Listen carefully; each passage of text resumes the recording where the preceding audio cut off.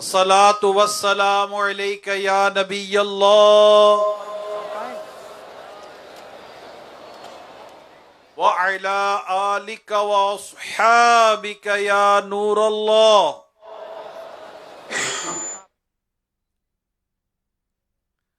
अल्लाह पाक के सबसे आखिरी नबी मुहम्मद अरबी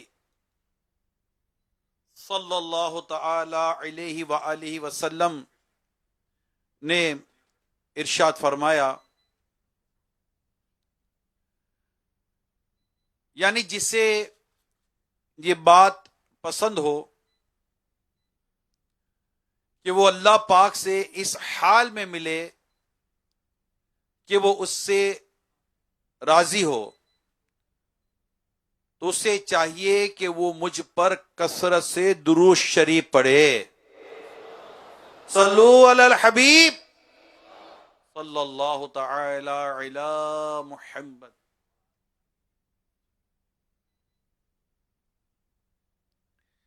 अल्हम्दुलिल्लाह इस वक्त हैदराबाद बागे मुस्तफ़ा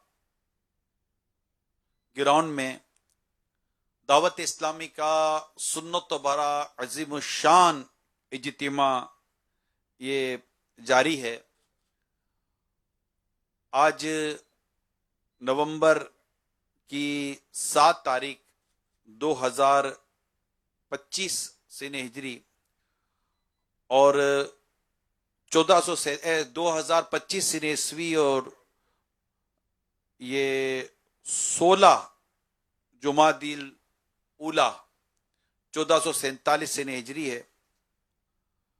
अल्हम्दुलिल्लाह एक बड़ी तादाद में आशिकाने रसूल, आशिकाने साहबा और अहले बैत ये इस वक्त बागे मुस्तफ़ा ग्राउंड में जमा है और ये बदरी चैनल पर बराह रास्त भी नशर किया जा रहा है, दिखाया जा रहा है, अल्हम्दुलिल्लाह टेलीकास्ट हो रहा है। हजरत यजीद बिन सल्त रहमतुल्लाह ताला अलैह फरमाते हैं, एक मर्तबा में अपने एक आबिद और जाहिद दोस्त से मिलने बसरा गया। नेक शख्स था जिससे मिलने में बसरा गया। जब मैं इनके घर पहुंचा तो देखा कि इनकी हालत बड़ी नाजुक है, बीमार थे वो, और यूं कहे कि वफात का वक्त करीब था। इनके बच्चे, इनके घर वाले, वालिदैन वगैरह सब इनके पास खड़े रो रहे थे। मतलब किसी का ऐसा वक्त होता है तो लोग जमा हो जाते हैं और फैमिली मेंबर जमा होते हैं, रोते भी हैं, गमजदा होते हैं, परेशान हाल होते हैं। कुछ इसी तरह की कैफियत वहां नजर आ रही थी। ये कहते मैंने जाकर वहां सलाम किया और पूछा कि आप इस वक्त क्या महसूस कर रहे हैं, यानी जिनका इंतकाल होने जा रहा था। वो कह रहे, मैंने इनसे पूछा कि आपका ये आखिरी वक्त जैसे कि गुजर रहा है, तो आपकी फीलिंग क्या, महसूस क्या कर रहे हैं, हो क्या रहा है आपको। कहते ये सुनकर मेरे दोस्त ने बड़ी अजीब बात की। कहते इस वक्त मैं ऐसा महसूस कर रहा हूं कि जैसे मेरे जिस्म के अंदर चींटियां घूम फिर रही हों। ये मेरी कैफियत है। प्यारे इस्लाम भाई, जो बड़ा ईमान अफरोज वाकया है, बड़ा ईमान अफरोज वाकया है, और हम सबको दिल के कानों से इस बात को सुनना चाहिए। और ये नहीं कि मैं जवान हूं तो मैं ये मेरे लिए नहीं है, नहीं। एक बात ये वाकई के साथ में बयान कर देता हूं कि ये बात हर एक के जहन में होनी चाहिए कि मौत का ताल्लुक उम्र से नहीं है, मौत का ताल्लुक वक्त से है। ये याद कर लें। जिसका वक्त पूरा हुआ वो दुनिया से चला गया। इसमें जवानी, बचपन, बुढ़ापा, उदेर उम्र, अभी तो पैदा हुआ है, अभी ये इससे इसका मौत से इसका कोई ताल्लुक नहीं है। अब दुनिया के किसी मामले में इसके बात कर सकते हैं कि जनाब अभी इसकी उम्र नहीं है, अभी इसका ये नहीं है, इसका वो नहीं है, मगर मौत से इसका कोई उम्र का ताल्लुक मौत से नहीं है, एज का ताल्लुक ये मौत से नहीं है। मौत का ताल्लुक वक्त से है, सांसों की गिनती से है। जो दुनिया में जितनी सांस से जितना वक्त लेकर आया उसका इंतकाल हो जाता है, वो दुनिया से रुखसत हो जाता है, चाहे उसकी शादी हुई हो या उसकी शादी ना हुई हो। अभी पिछले दिनों की बात है, मुझे पता चला शायद शादी को 3 महीने हुए होंगे और मोटरसाइकिल पर ये अपनी जोजा के साथ निकले होंगे और एक्सीडेंट हो गया और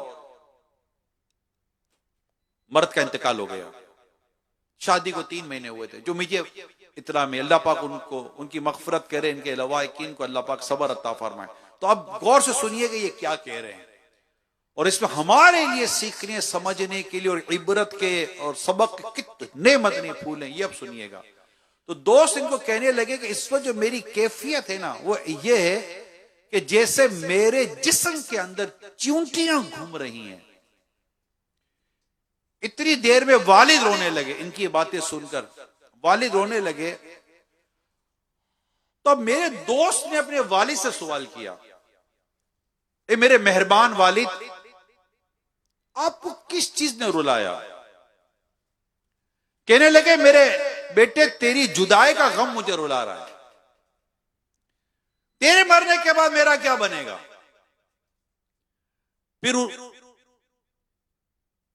इनकी मां, बच्चे और जोजा भी रोने लगे।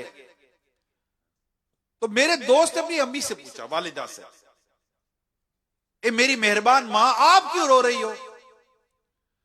जवाब दिया, मेरे जिगर के टुकड़े, मुझे तेरी जुदाई का गम रुला रहा है, मैं तेरे बगैर कैसे रहूंगी? फिर अपनी बीवी से पूछा, तुम्हें किस चीज ने रोने पर मजबूर कर दिया? उसने कहा, मेरे सरताज, आपके बगैर मेरी जिंदगी दुश्वार हो जाएगी, जुदाई का गम मेरे दिल को खाए चला जा रहा है, आपके बाद मेरा बनेगा क्या? फिर आप रोते हुए बच्चों को करीब बुलाते हैं, मतलब दोस्त ने करीब बुलाया, अपने बच्चों को पूछा, मेरे बच्चों आप क्यों रो रहे हो? तो बच्चे कहने लगे, हम आपके बाद यतीम हो जाएंगे, हमारे सर से बाप का साया उड़ जाएगा, आपके बाद हमारा क्या बनेगा? आपकी जुदाई का गम हमें रुला रहा है। इन सब की बातें जब इससे सुनी तो वो कहने लगा, मुझे बिठाओ। अब इसको थोड़ा बिठाया गया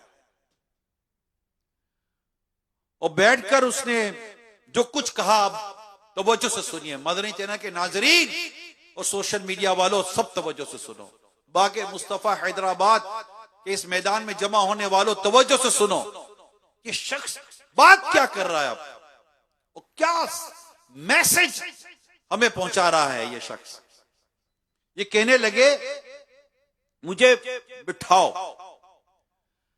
जब इन्हें बिठा दिया गया तो घर वालों से कहने लगे, तुम सब दुनिया के लिए रो रहे हो। किसके लिए? तुम सब दुनिया के लिए रो रहे हो। तुम में से हर शख्स मेरे लिए, बल्कि मेरे नहीं बल्कि अपना फायदा खत्म होने के लिए रो रहा है। क्या तुम में से कोई ऐसा भी है जिसे इस बात ने रुलाया हो कि मरने के बाद कब्र में मेरा क्या हाल होगा? अनकरीब मुझे घबराहट देने वाली अंधेरी कब्र में छोड़ दिया जाएगा। क्या तुम में से कोई इस बात पर रो रहा है कि मुझे मरने के बाद मुनकर नकीर से वास्ता पड़ने वाला है? कभी उनमें से किसी को इसकी फिक्र है कि मेरा क्या बनेगा, मैं कब्र में कैसे रहूंगा, मैं सवालत के जवाब कैसे दूंगा? अब मैं इसको अपने अंदाज से भी थोड़ा बयान कर रहा हूं कि मेरी कब्र जन्नत का बाग होगी या जहन्नम का गड़ा। मेरी कब्र में कीड़े मकोड़े आकर मुझे खाएंगे या मेरा जिस्म सलामत रहेगा? मेरा कफन जन्नती कफन में बदल दिया जाएगा या मुझे अजाब ने मुझे आ लेना है? आप में से कोई मेरे लिए तो नहीं रो रहा, आप तो सब अपने लिए रो रहे हैं कि तुम्हारे बाद हमारा क्या बनेगा, तुम्हारे बाद हमारा क्या बनेगा, तुम्हारे बाद हमारा क्या बनेगा। तो आप में से कोई भी मेरे लिए तो नहीं रो रहा कि मैं आगे की मंजिलें कैसे तय करूंगा, क़यामत के दिन मेरा क्या बनेगा, हशर नशर मेरा हिसाब किताब का मामला कैसे होगा, मुझसे क़यामत के सवालात हुए तो मैं उसका जवाब दे पाऊंगा नहीं दे पाऊंगा, मेरे लिए जन्नत की खिड़की खुली रहती है, मेरे लिए जहन्नम की खिड़की खुली रहती है। मेरे बारे में तो तुम सोच ही नहीं रहे हो, तुम तो अपने बारे में सोच रहे हो कि हमारा क्या होगा तुम्हारे बाद। ये बात जो माँ बाप को, घर वालों को रुला रही थी, ये एक नेचर है कि बंदा रोता है इससे, ये गम है, ये उससे मोहब्बत है, ये उससे ताल्लुक है। मगर यहां जो बात इबरत के लिए बयान की जा रही है और हमें थोड़ा झंझोड़ा जा रहा है कि लोगों होश के नाखुन लो, एक दिन ये दुनिया छोड़ जाना है, एक दिन ये दुनिया छोड़ जाना है और हम होंगे और कब्र का मामला होगा। अगर हम इसको मजीद देखते हैं तो क्या ये किसी ने गौर किया कि नज़ा की तकलीफ में मेरा क्या बनेगा, रूह मेरे कैसे कब्ज होगी, मुझ पर यह परेशानी का आलम कैसे गुजरेगा, मेरे लिए आसानियां होंगी या मेरे लिए दुश्वारियां होंगी। इस तरह इस शख्स ने अपने घर वालों को जो नेकी की दावत दी, गोया कि वो अपने घर वालों को समझा रहा है कि लोगों, मैं जिस मंजिल की तरफ बढ़ रहा हूं, मैं जिस रास्ते की तरफ बढ़ रहा हूं, मैं जिन मरहल की तरफ जा रहा हूं, मेरे के लिए जो आगे के रास्ते हैं, मैं वहां पहुंचूंगा, पीछे तुम लोगों ने भी आना है।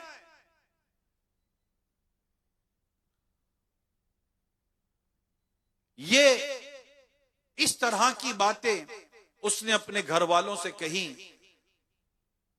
और एक चीख उसके मुंह से निकली और उसकी रूह उसके जिस्म से परवाज कर गई।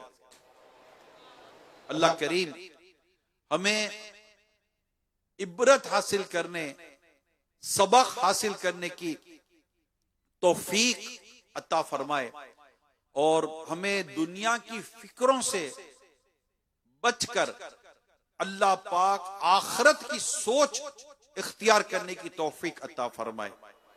क्योंकि हम जो दिन रात दुनिया दुनिया, घर घर, फैमिली फैमिली कर रहे हैं, ठीक है, हम पर बहुत सारी चीजें हम पर लाजिम है, हमें करनी है, फैमिली के लिए करनी है, माँ बाप के लिए करनी है, बीवी बच्चों के लिए करनी है, घर के लिए करनी है, रोजगार के लिए करनी है। जिंदगी का एक पूरा ढांचा है, इसे कौन मना करता, कौन रोक रहा है? उसको अगर अल्लाह और उसके रसूल के हकाम के मुताबिक गुजार रहे होते हैं और हम ये सारे काम अल्लाह और उसके रसूल के हकाम के मुताबिक कर रहे होते हैं, दैट इज अ लाइफ, ये जिंदगी है, बेहतरीन जिंदगी है। लेकिन यहां ऐसा हो नहीं रहा है, यहां पर आखिरत की सोच नहीं है, कब्र की सोच नहीं है। कुरान कहता है लहाकुमुत तकासुर हत्ता ज़ुरतुमुल मकाबिर, तुम्हें गाफिल रखा माल की ज्यादा तलबी ने, यहां तक कि तुमने कब्रों का मुंह देख लिया। आज अगर किसी को नमाज की दावत दी जाए, टाइम नहीं है, किसी को इज्तिमा की दावत दी जाए, टाइम नहीं है, किसी को काफले की दावत दी जाए, टाइम नहीं है, और इसी के पास इतना टाइम है कि तफरीह के लिए चला जाएगा, होटल पर चला जाएगा, इधर चला जाएगा। यानी कि मैं कैलकुलेट कर रहा था, कभी कभी बाद औकात लोग कराची से चलते हैं, यहाँ खाने के लिए आते हैं और यहाँ से खाना खाकर चले जाते हैं, यहाँ से लोग आते कराची खाने के लिए आते हैं और खाना खा के कराची से वापस हैदराबाद आ जाते हैं। मैं सोचता हूँ यार 2-2.5 घंटे जाने के, 2.5 घंटे आने के, कितने घंटे हो गए? 5 घंटे, 2.5-3 घंटे खाने के, कितने हो गए? 8 घंटे। ये बोलते हैं मेरे पास टाइम नहीं है, अब कुछ बोलना है। 2.5-3 घंटे आने जाने के, तकरीबन 5 से 6, पूरा दिन गुजर गया। ऐसे ही शख्स को अगर मैं कह दूं एक दिन राह खुदा में दे दो यार, तुमने एक दिन होटल को दे दिया, एक दिन ऐसा ही खाना तुम्हें वहां भी मिल जाता, आपके शहर में मिल जाता, आपकी 4 गली छोड़ के, नहीं यार थोड़ी आउटिंग हो जाएगी, थोड़ी सी इंटरटेनमेंट हो जाएगा, थोड़ी तफरी हो जाएगी। अरे खुदा के बंदे, आपको कहा तो जा रहा है कि आप राह खुदा में सफर करो, आपको मजा ना आए तो फिर मुझे कहना ना कि मजा आया कि नहीं आया। दिल बाग बाग बागे मदीना ना बन जाए तो कहना। मस्जिद में जमात के साथ नमाजों की तौफीक मिले और आपका दिल खुश ना हो तो मुझे कहना। किसी को नेकी की दावत देकर मस्जिद में लेकर आओ और वो आपका हाथ पकड़कर मस्जिद में आ जाए और आपके सीने के अंदर जो दिल है वो मदीने की याद में धमाले मदीना ना करे तो मुझे कहना। उस एक निवाला जो इतनी दूर से खाकर आए हो, इससे ज्यादा लज्जत ना मिले तो अब हमको कहना। जो अल्लाह की राह में सफर करने की लज्जत अल्लाह पाक अपने बंदे के दिल में दाखिल फरमाता है। मगर वक्त है, मैं कहना एक वक्त है, ये जुमला ना कहे यार टाइम नहीं है, टाइम नहीं है, टाइम नहीं है, वक्त नहीं है। एक नौजवान भी नहीं है, जवानी है, वो मुझे कहने लगे यार मुझे मेरा अजीज बुला रहा है, बुला रहा है, बुला रहा है, मैं उसको ये कह रहा हूं टाइम नहीं है, टाइम नहीं है, टाइम नहीं है। अब जब वो इंतकाल हो गया तो 2-3 दिन तक मैं उसके पास जा रहा हूं, टाइम है, टाइम है, टाइम है, टाइम है। यानी टाइम तो था मेरे पास, मगर मैं यही जबान पर एक जुमला आ गया, यार वक्त नहीं है। वक्त क्यों नहीं है हमारे पास? वक्त है। हम अपने वक्त को जिन फजूलियात में गुजार रहे हैं, जिन बेकार कामों में गुजार रहे हैं, जिन गुनाहों के कामों में गुजार रहे हैं, अरे कभी उसका एहतिसाब तो करें, कभी उसकी कैलकुलेशन तो करें, कभी अपनी अकाउंटेबिलिटी तो करें। हज़रत सैयदना उमर फारूक आज़म रज़ियल्लाहु ताला अन्हु वाज़ेह तौर पर फरमाते, लोगों इससे पहले कि तुम्हारा हिसाब किया जाए, अपना हिसाब कर लो। इससे पहले तुम्हारा हिसाब किया जाए, अपना हिसाब कर लो। बड़े वाज़ेह लफ्जों में इस मुसलमानों के दूसरे खलीफा हज़रत सैयदना उमर फारूक आज़म रज़ियल्लाहु ताला अन्हु ये बात हमें इरशाद फरमा गए। हमारे सामने ये सारी चीजें मौजूद है। जो बयान कर रहा हूं वो भी कोई आप में से एक तादाद होगी जो शायद पहली बार नहीं सुन रही होगी। मदनी चैनल में भी शायद एक तादाद होगी जो पहली बार नहीं सुन रही होगी। लेकिन हमारे दिल पर दुनिया की मोहब्बत और दुनिया की चाहत और माल की मोहब्बत इतनी ज्यादा असर कर चुकी है, गिरफ्त में आ चुके हैं कि हम इससे निकल नहीं पा रहे मेरे प्यारे इस्लामी भाइयों। जबकि अगर हम इस हकीकत को समझते हैं ना कि ये है क्या और हम फंस कहां गए, तो शायद हो सकता है कि हमें सुनने और कुछ गौर करने, सुनने के बाद कुछ गौर करने का मौका मिले। मैं आपको चंद चीजें बयान करता हूं, आप गौर से सुनिएगा। हजरत अब्दुल्ला बिन मसऊद रज़ियल्लाहु ताला अन्हु क्या खूब फरमाते हैं। आप फरमाते हैं, दुनिया चूंकि, क्या कमाल की बात की है, दुनिया चूंकि हमारे सामने मौजूद है, इसका खाना, इसका पीना, औरतें, लज्जतें, रंगीनियां, ये सब हमारे सामने मौजूद है। हम देख रहे हैं इसको, यार वॉचिंग, हम उसे महसूस कर रहे हैं। ये सब हमारे सामने मौजूद है और हमारे लिए ये जल्दी हमारे सामने है। करंट सिचुएशन यही है, राइट? जबकि आखिरत हमारी नजरों से गायब है। हमने पढ़ा है, कुरान करीम में है, हदीसों में ये सारी चीजें मौजूद आखिरत के मालूम है। जन्नत की बातें कुरान में मौजूद है, जन्नत की लज्जतें, जन्नत के ताल्लुक से जन्नत की नेमतों का बयान कुरान में मौजूद है। हदीसों में जन्नत की नेमतों का बयान मौजूद है, हुरों का बयान मौजूद है, जन्नत में खाने का बयान मौजूद है, जन्नती गिज़ाओं का बयान मौजूद है। कुरान और हदीस को जब हम पढ़ते हैं तो सारे महलात का बयान मौजूद है, जन्नत के बाजार का बयान मौजूद है। जन्नत में हमारी उम्र क्या होगी, जन्नत में गम नहीं होगा, जन्नत में परेशानी नहीं होगी, जन्नत में ये नेमत, जन्नत ये नेमत, और सबसे बढ़कर जन्नत में अल्लाह पाक का दीदार है। जन्नत के अल्लाह का दीदार करेगा। ये बातें बयान की गई है। जन्नती कैसे परिंदे होंगे, जन्नती मशरूब कैसा होगा, जन्नती शरबत कैसा होगा, जन्नती गिजा कैसी होगी, ना मेल होगा, ना कुचैल होगा, ना गम होगा, ना परेशानी होगी, लज्जत ही लज्जत होगी, मजे ही मजे होंगे। जन्नत के सारी बातें लेकिन हमारे सामने नहीं है। हम गैब पर ईमान लाते हैं, युमिनून बिल गैब, और ये दुनिया की चीजें हमारे सामने हैं, ये लज्जतें हमारे सामने, ये रंगीनियां हमारे सामने, ये रौनकें हमारे सामने, ये खाना हमारे सामने है, ये पीना हमारे सामने, ये बहुत सारी चीजें हमारे सामने। हजरत अब्दुल्ला बिन मसऊद रज़ियल्लाहु ताला अन्हु फरमाते हैं कि जबकि आखिरत हमारी नजरों से गायब है, इसलिए जो चीजें हमें जल्दी मिल रही हैं हम इसे पसंद करने लग गए, और जो बाद में मिलेगी हमने उसे छोड़ दिया है। क्या कमाल की बात है, कमाल की बात है, सोचने की बात है। चंद लम्हों के लिए थोड़ा सा सोचे, यार बात तो बड़ी पते की है। हजरत अब्दुल्लाह इब्न मसऊद रज़ियल्लाहु ताला अन्हु, सही है, यही चीज है। और जिनके सामने ये दुनिया की हकीकत खुल गई और आखिरत का मामला अल्लाह पाक ने इन पर बड़ा जाहिर कर दिया, वो दुनिया की लज्जतों से निकल गए, वो मस्जिद की तरफ चल पड़े। तो पता है जन्नत के लिए रास्ता, जन्नत की तरफ जाने का रास्ता मस्जिद है, जन्नत की तरफ जाने का रास्ता सच है, जन्नत की तरफ जाने का रास्ता राह खुदा का सफर है, जन्नत की तरफ जाने का रास्ता माँ बाप की खिदमत है, जन्नत की तरफ जाने का रास्ता रिस्क हलाल है, जन्नत की तरफ जाने का रास्ता फिल्में ड्रामे छोड़ देना है, जन्नत की तरफ जाने का रास्ता अपनी निगाहों की हिफाजत करना है, जन्नत की तरफ जाने का रास्ता अपनी जबान की हिफाजत करना है, जन्नत की तरफ जाने का रास्ता सूद को छोड़कर हलाल रोजी कमाना है, जन्नत की तरफ जाने का रास्ता इल्म दीन हासिल करना है कि जो तलब इल्म के लिए चलता है अल्लाह पाक उसे जन्नत के रास्ते पर चलाता है। अगर आप इस नीयत के साथ आए कि मैं इल्म दीन हासिल करूंगा, तलब इल्म के लिए अगर आप इज्तिमा में आए, अल्लाह पाक की रहमत पर नजर रखते हुए हम कह सकते हैं कि अल्लाह ने चाहा तो हमें भी अल्लाह पाक की हदीस पाक की बिशारत का हिस्सा अता फरमाएगा। अगर ये नीयत तो नीयत नहीं है तो जैसे नीयत इन्नमल अमालु बिन्नियात, अमाल का दारोमदार नीयत तो पर। तो ये जन्नत का रास्ता इन पर जाहिर हो जाता है, ये जन्नत का रास्ता है। This is a path of success, this is a path of जन्ना, ये जन्नत का रास्ता है। बिल्कुल सामने हो जाता है, ये जहन्नम की तरफ जा रहा होता है। नमाज कजा करना, फराइज छोड़ देना, वाजिबा छोड़ देना, गालियां देना, गीबतें करना, चुगलियां करना, बदनिगाहियां करना, जुल्म करना, ज्यादती करना, औरतों पर जुल्म करना, बच्चों पर जुल्म करना, लोगों की जायदादों पर कब्जे कर लेना, अल्लाह अकबर, कत्ल ना हक में अपने आप को मुब्तला कर देना, माल खा जाना, वारिसों का माल खा जाना, बहनों का माल खा जाना, भाइयों का माल खा जाना। खा जाओ, जितना खा सकते हो खा जाओ, और बिल्कुल कोई बोलने वाला नहीं है। तुम्हें किसने कह दिया तुम्हें कोई बोलने वाला नहीं है? थोड़ी देर रह गई है, मौत का एक झटका लगेगा, सब निकालना पड़ेगा। क्या कहते हो बोलने वाला नहीं है? किसने कह दिया बोलने वाला नहीं है? आपको कोई दुनिया में पकड़ने वाला नहीं है। कब्र में नहीं जाओगे, किसको ले जाओगे कब्र में? अपने ताल्लुकात को, अपनी सोच को, किसको ले जाओगे कब्र में? कौन आएगा आपके साथ?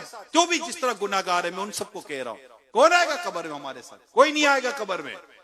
सारे दफना कर चले जाएंगे, बाप भी भाई भी, सारे जो कब्रिस्तान में आएंगे सब दफना कर चले जाएंगे।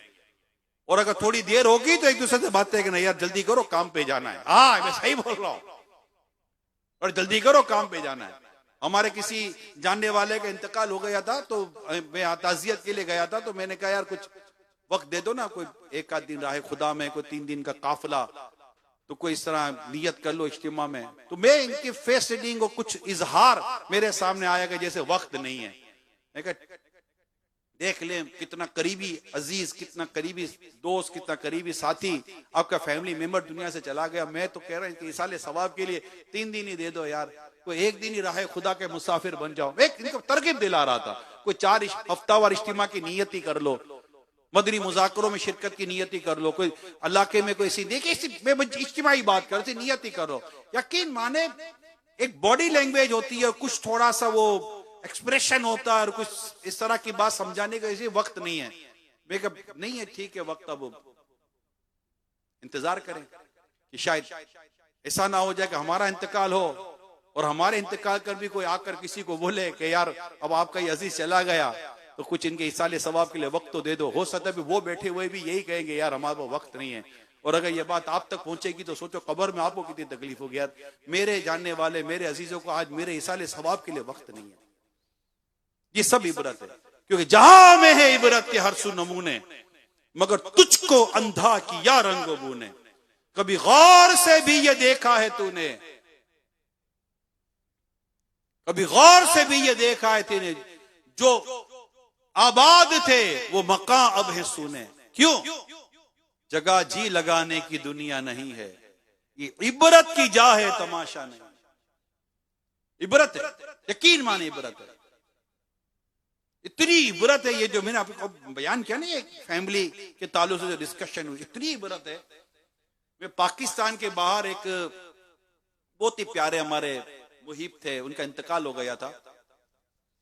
तो जब मैं उनके मुल्क में पहुंचा, मैंने कहा इनकी कब्र पर फातिहा के लिए चलते हैं। बड़े दावत इस्लामी से, अमीर सुन्नत से मोहब्बत करने वाले, दावत इस्लामी के जरिए दीनी काम करने में इनका बड़ा कंट्रीब्यूशन था, बहुत जबरदस्त कंट्रीब्यूशन था। और लोग अपने अमल से पहचाने जाते हैं, अपने जो क्या होता है से लोग पहचानते हैं। तो मैं जब उस मुल्क में गया, मैं कहा इनकी कब्र पे जाना है, फातिहा करना है। तो इनकी इंतहाई में नाम कुछ पहचान ज्यादा नहीं, इनके इंतहाई करीबी अजीज, समझो कि बहुत करीबी अजीज, बिल्कुल नेक्स्ट। तो उनको पैगाम दिया कि अगर आप आए तो मुझे कब्र पे ले जाएं। मैं इनके साथ कब्रिस्तान गया। आपको शायद यकीन आया ना, को बहुत ज्यादा टाइम नहीं हुआ था। मैं कब्रिस्तान गया, आप यकीन माने ना माने, वो कब्र ढूंढ रहा है कि कब्र गई किधर। और मैं खड़ा, आज कब्रिस्तान वहां बड़ा मतलब कि मैनेज होता है, सड़कें बनी होती है, गाड़ी तक जाती है, आप गाड़ी से उतर कर बस कब्रिस्तान बड़े वहां पर मैनेज कब्रिस्तान होते हैं। हमारी तरह बहुत सारा प्रॉब्लम जो कब्रिस्तान में जाने का है ना, ये कि कब्र पर पाँव ना रह जाए, क्योंकि कब्रें बड़ी अजीब गरीब अंदाज से हमारे बनी हुई होती है, मगर वो बड़ा मैनेज था। और मैं गाड़ी से उतर कर यकीन माने में खड़ा हुआ हूं, उसको कब्र ही नहीं मिल रही है। मैं अब गौर कर रहा हूं, ये मैं आपको अपनी फीलिंग बता रहा हूं। मैं कहा या अल्लाह, इतनी जल्दी कब्र भूल गए, होगा क्या? और हुआ ये कि कब्र नहीं मिली, कब्र नहीं मिली। मैं कहा यार यही खड़े हो जाते हैं, ये तो यही फातिहा ही करना है। लेकिन कब्र पे जाए तो असल में वो मुझसे मोहब्बत बहुत करते थे, मुझे पता है बहुत मोहब्बत करते हैं, मेरे इस्लामी भाइयों को भी पता है, बहुत मोहब्बत करते थे, बहुत ज्यादा मैं कह सकता हूं मुझसे मोहब्बत करते थे, जाहिर थी इनकी मोहब्बत। मैं कहा कब्र पे जाऊंगा तो इन्हें खुशी होगी, क्योंकि जब कब्र पर ऐसा शख्स जाए जिससे साहिब कब्र मोहब्बत करता था, तो उसके कब्र पर जाने से साहिब कब्र को खुशी होती है। लेकिन मेरे नसीब कि मैं इनकी कब्र पर जा नहीं सका, मगर वही करीबी तब फातिहा हो गया अल्हम्दुलिल्लाह। इस साले सवाब तो घर बैठकर भी हो जाता है, कब्रिस्तान ना भी जाएं, मगर कब्रिस्तान जाए तो मुझे तो इबरत मिली। आज वो इबरत ना मिली होती तो मैं आपके साथ ये वाकया शेयर क्यों करता।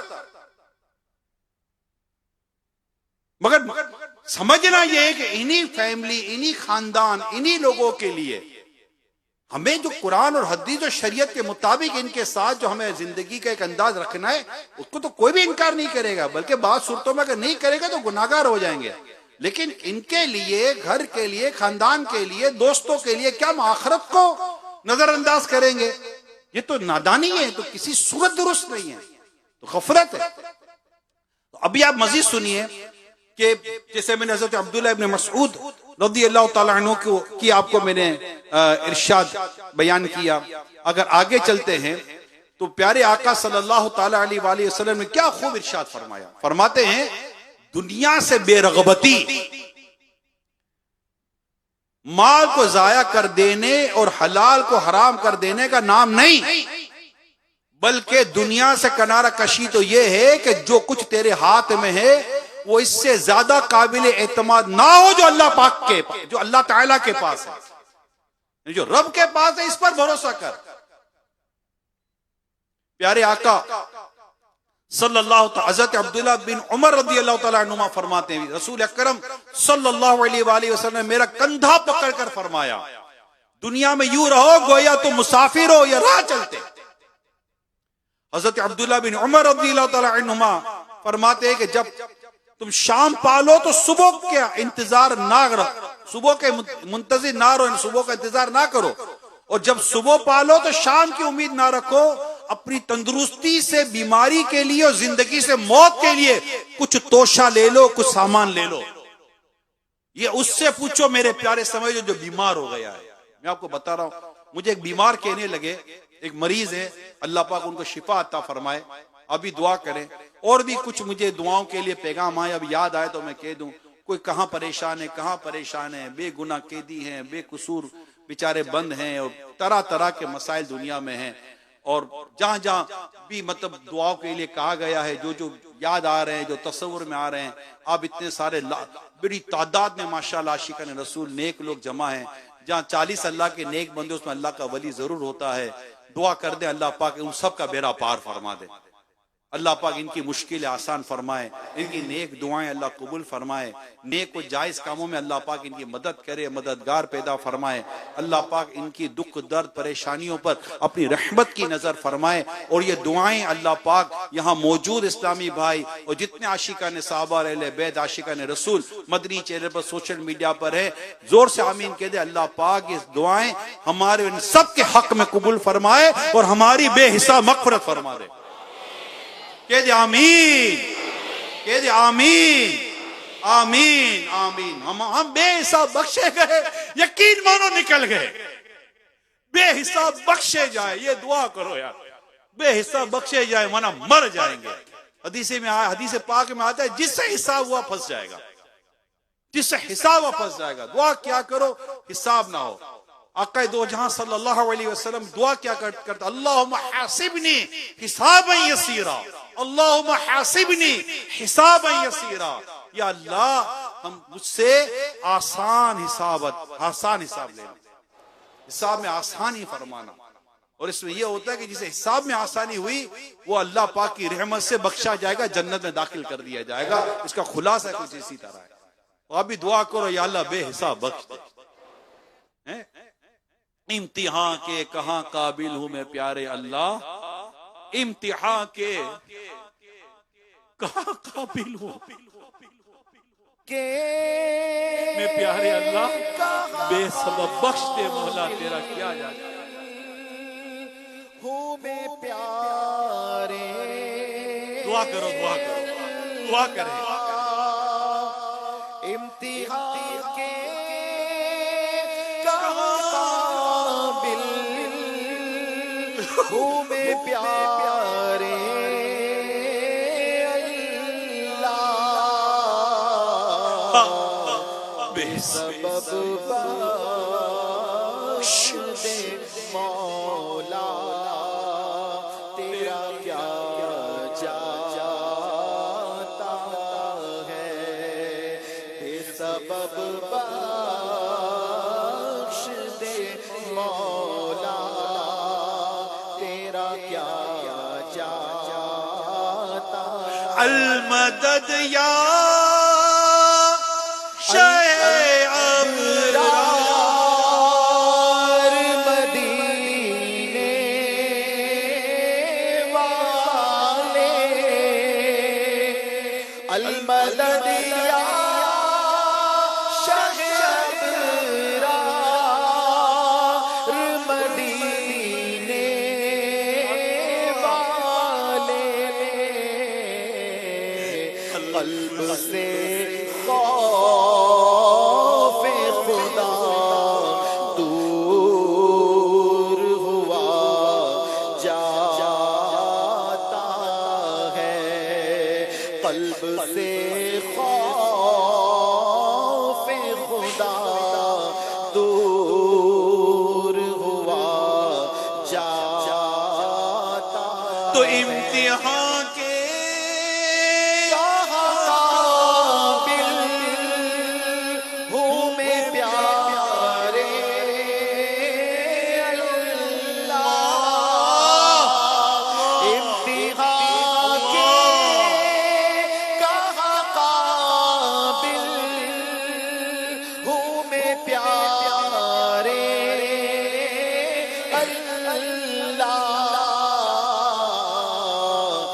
बेसबब बख्श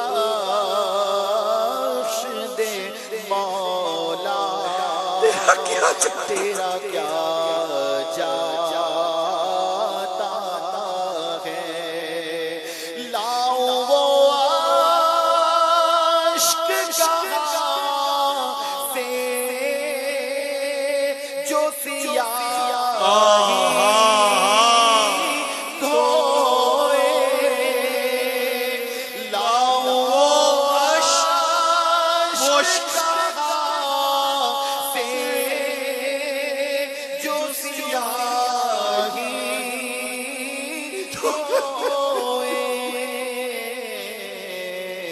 गंदगी में मेरा दिल हद से बढ़ा जाता है।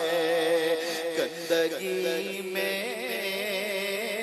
मेरा दिल हद से बढ़ा जाता। सल्लू अलल हबीब सल्लल्लाहु तआला अला मुहम्मद व अला आलिहि व सहबिहि व बारिक वसल्लम। अल्लाह करीम हम सबको गुनाहों से बचकर नेकियों भरी जिंदगी गुजारने की तौफीक अता फरमाए। हमें दुनिया की मोहब्बत से अल्लाह पाक महफूज रखे। हमें अल्लाह पाक अपने करम से आखिरत की तैयारी की सोच अता करे, आखिरत की तैयारी की अल्लाह पाक हमें फिक्र अता करे। मैं आपके सामने चंद रिवायतें बयान करता हूं।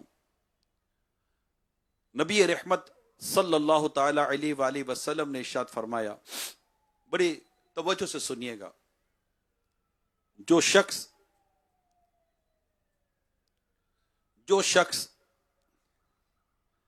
सिर्फ दुनिया की फिक्र में रहता है, जो शख्स सिर्फ दुनिया की फिक्र में रहता है, तो अल्लाह पाक उसके मामले को बिखेर देता है, परेशान कर देता है, बिखर जाता है वो, और उसकी तंगदस्ती को इसकी आंखों के सामने कर देता है। समझ रहे हैं आप? हदीस पाक सुन रहे हैं? बहुत वाज़ेह हदीस है।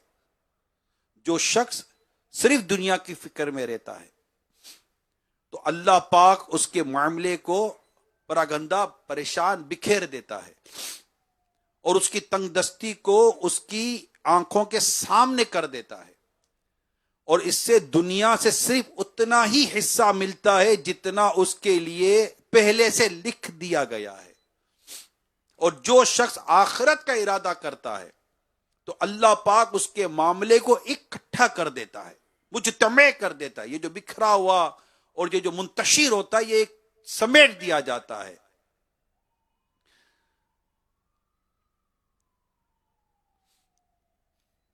और उसकी मालदारी को उसके दिल में रख देता है, और दुनिया उसके पास खाक आलूद होकर आती है। अल्लाह करे ये रिवायत हमारे दिल, बिल्कुल दिल के अंदर ऐसी बैठ जाएगा, इसका पूरा मजमून हमारी समझ में आ जाए, और हमारे सामने ये, अच्छा, ये रिवायत पढ़कर कोई इतनी ज्यादा हमको इसको समझने में दुश्वारी भी नहीं होगी। दुनिया दुनिया दुनिया दुनिया कर करके आज हालत यह है कि आखिरत के लिए वक्त नहीं निकालता। माल माल। अभी मगरिब के बाद यहीं फैदान मदीना, आफंदी टाउन हैदराबाद में कुछ ताजिर और बिजनेस कम्युनिटी जमा थी, यही कारोबार की कुछ बातें हो रही थी, और कारोबार के उन्वान पर आखिरत की तैयारी की बातें हो रही थी, कुछ इस तरह की मजीद मिक्स बातें हो रही थी। तो आप बताइए, इतना कुछ कारोबार में रहकर ना नमाज का वक्त, ना इबादत का वक्त, ना नेकी का वक्त, ना नेकी की दावत का वक्त, ना काफिले का वक्त, अजान हुई वो भी चली हो गई, नमाज हुई वो भी हो गई, गए भी नहीं, पढ़ी भी नहीं, पढ़ी तो कोई सही पढ़ी नहीं, इतना कुछ छोड़कर बैठे आखिरत की तैयारी को दुनिया दुनिया कर रहे हैं। दिल पर हाथ तक के बोले, क्या तसल्ली हो गई? क्या दुनिया मिल गई? क्या सुकून मिल गया? क्या राहत मिल गई? क्या परेशानी नहीं है? क्या कंफ्यूजन नहीं है? क्या बेसुकूनी नहीं है? कहां है सुकून? बताओ सुकून किधर है? अगर सुकून पैसे में है तो पैसा आ गया, सुकून नहीं है, राहत नहीं है, बेचैनी है, टेंशन है, परेशानी है, ना इत्तेफाकी है, बैठे हुए। और एक ही गोया के, हर एक का तो मैं नहीं कह सकता, लेकिन एक तादाद के एक ही, अरे यार कारोबार नहीं है, कामकाज नहीं है, बैठे हुए, कारोबार कामकाज नहीं है। तो अब गौर करें कि इतना कुछ होकर के, इतनी आखिरत को नजरअंदाज करके, आखिरत की तैयारी को छोड़कर, राह खुदा में सफर को छोड़कर बैठे हुए हैं, और नतीजा यह है परेशान है, परेशान, तंगदस्ती का रोना है। अब आप गौर कीजिए इस हदीस का दूसरा जुज है कि अल्लाह पाक के प्यारे हबीब ने क्या खूब फरमाया, और जो शख्स आखिरत का इरादा करता है, जो शख्स आखिरत का इरादा करता है, तो अल्लाह पाक उसके मामले को इकट्ठा कर देता है, उसकी मालदारी को उसके दिल में रख देता है, और दुनिया उसके पास खाक आलूद होकर आती है। क्या खूब बात है। नबी पाक सल्लल्लाहु अलैहि वसल्लम का एक और इरशाद सुनिए, जो मैंने अभी हदीस सुनाई है इब्ने माजा की हदीस है, अब जो सुनाने जा रहा हूं ये शुअबुल ईमान की हदीस है। फरमाते जिसकी फिक्रें ज्यादा हो जाती है उसका बदन सकीम यानी बीमार पड़ जाता है, फिक्रों में रहता है, अब क्या होगा, अब क्या होगा, अब क्या होगा, अब क्या होगा, अब क्या होगा। अरे भाई आखिरत का तो सोचो, खुदा के बंदो आखिरत का सोचो, क्या होगा, क्या होगा, क्या होगा। वो शेर बार बार याद आ जाएगा आपको, कभी इस तरफ आएंगे कि आगा अपनी मौत से कोई बशर नहीं, सामान 100 बरस का, पल की खबर नहीं। ये हाल है। मौत की खबर सुनते हैं, दोस्तों की मौत की खबर सुनते। मैं अपने नौजवानों से कह रहा हूं, कितने मेरे नौजवान मुझे सुन रहे कि जिन्होंने अपनी दोस्त की मौत की खबर सुनी होगी। शायद ही कोई नौजवान हो जिसको इस बात का पता ना हो, या जो मेरी बात को डिनाई करे कि मैंने तो आज तक मेरे किसी दोस्त की मौत की खबर नहीं सुनी। नौजवान तो नौजवान, जवान तो जवान की मौत की खबर सुनता रहेगा, दोस्त दुनिया से चला गया। लेकिन नहीं, हमें सबक नहीं आता। जब इस बज़्म से उठ गए दोस्त, अक्सर उठते चले जा रहे हैं बराबर, तेरे पेश नजर जब है ये मंजर, तेरा दिल यहां पर बहेलता है क्यों कर, जगह जी लगाने की दुनिया नहीं है, इबरत की जा है, तमाशा नहीं है। मगर हम झटका नहीं लगता कि हम, हाँ यार सही है, आखिरत की तैयारी, मेरी भी मौत आ जाएगी, मेरा भी हादसा हो जाएगा। आए दिन ये सुपर हाईवे, आप मालूम मत तो करें कि रोजाना सुपर हाईवे पे कितने एक्सीडेंट होते हैं, या हफ्ते में कितने एक्सीडेंट होते हैं। अल्लाह पाक खैर दे, आफियत दे, सलामती अता फरमाए हमको। अल्लाह पाक से दुआ है कि या अल्लाह मीठे मदीने में ईमान और आफियत और शहादत की मौत अता करना। आका फरमाते हुए जिससे हो सके मदीने में मरे, कि जो मदीने में मरेगा मैं उसकी शफात करूंगा। अल्लाह हम सबको मदीने में मौत अता फरमाए। मगर हमें इबरत तो लेनी है ना,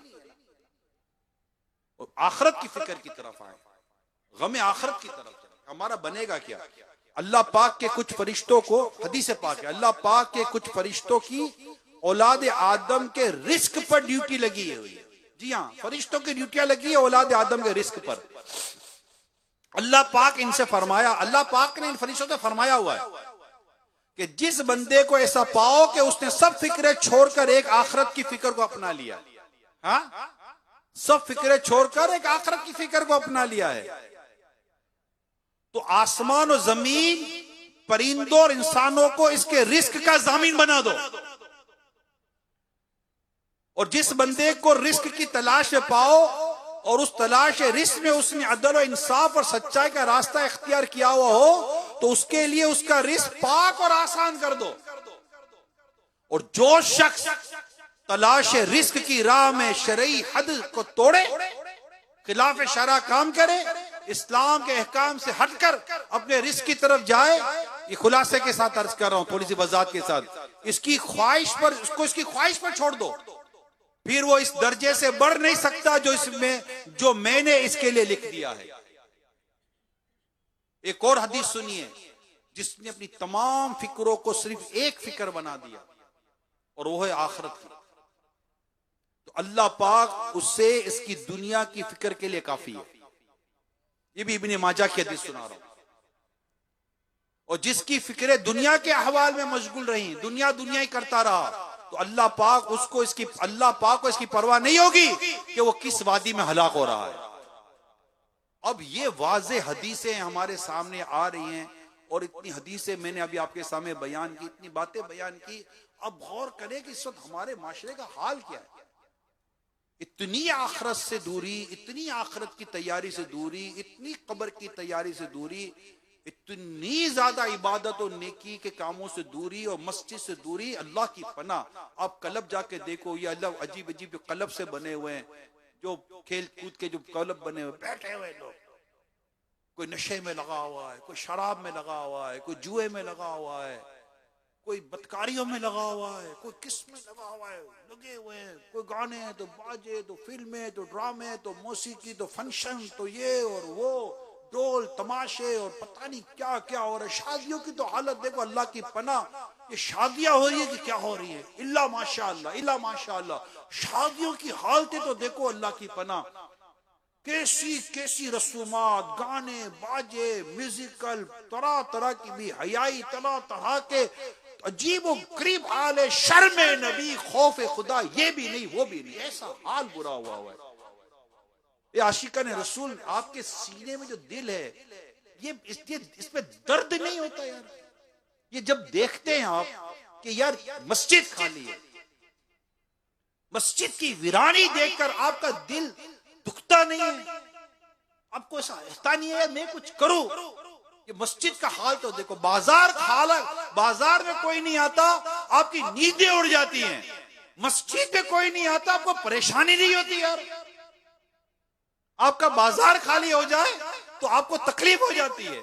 मेरे रब का घर मस्जिद खाली हो रही है, आपको दर्द नहीं हो रहा, हमें दर्द, मैं हम सबकी बात कर रहा हूं, हमें दर्द नहीं होता, हमें एहसास नहीं होता कि मस्जिद खाली है। मस्जिद मरसिया खा है कि नमाजी ना रहे, यानी वो साहिब औसाफ हिजाजी ना रहे।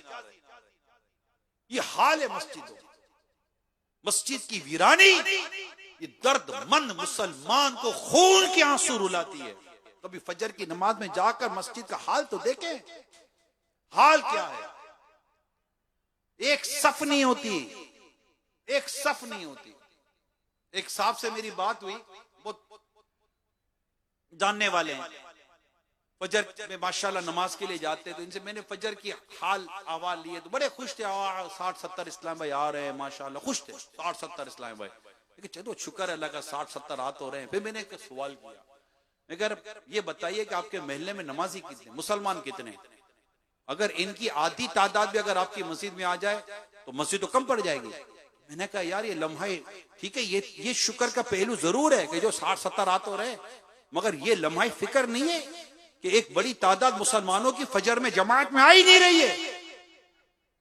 हाँ यार ये तो है, तो करूं तो क्या करूं? मैं नेकी की दावत आम करो। ये तो दर्द होना चाहिए ना, दिल के अंदर एहसास होना चाहिए। यही तो वो दर्द है जो दावत इस्लामी ने हमें दिया है, वो दे रही है। अल्लाह पाक मेरा अमीर सुन्नत सलामत रखे, ये दर्द ही तो दिया है, दर्द उम्मत, इस्लाही उम्मत का दर्द। एक दफा मैंने खुद पूछा था मेरे लिए सुन्नत से, हुजूर ये जो सब कुछ करते हैं आप, इस जो मौका मिले हम नेकी की दावत, जो मौका मिले नेकी की दावत, जो मौका मिले खुशी हो गमी हो किसी भी तरह नेकी की दावत, इल्म दीन सिखाने का सिलसिला जारी रखते हैं। वजह क्या है, आप क्यों ऐसा हर वक्त करते रहते हैं? जिन जुमलों में जवाब दिया ना, वो जुमले दिल के कानों से सुने और दिल में महफूज कर लें। बड़े लोगों की बड़ी बातें होती हैं।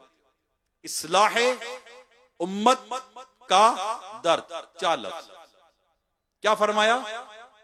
इस्लाह उम्मत का दर्द, कि मेरे दिल में अल्लाह पाक ने इस्लाह उम्मत का दर्द दिया है कि किसी सूरत मेरे आका की उम्मत मस्जिद का रास्ता ले ले, नेकी के रास्ते पर चल जाए। ये दावत इस्लामी हमें दे रही है। इसी दर्द, यही दर्द है जो हम माह काफिला मना रहे हैं। यही दर्द होता है जो कभी माह हफ्तावार इज्तिमा मनाते हैं कि चले इस बहाने और मजीद काफिलों में तरक्की होगी, काफिलों में इजाफा होगा। मगर ये दर्द हमारे अंदर होना चाहिए और इस रास्ते में आने वाली तकलीफों को बर्दाश्त करने का एहसास भी होना चाहिए। अब गौर कीजिए, मैं आपको एक वाकया सुनाता हूं। हजरत सैयदना मालिक बिन फुदाला रदी अल्लाह ताला अन्हु फरमाते, हजरत सैयदना हसन रदी अल्लाह ताला अन्हु से रिवायत है, साबिक उम्मतों में उकैब नामी एक बुजुर्ग लोगों से अलग थलग एक पहाड़ी पर अल्लाह पाक की इबादत में मसरूफ थे।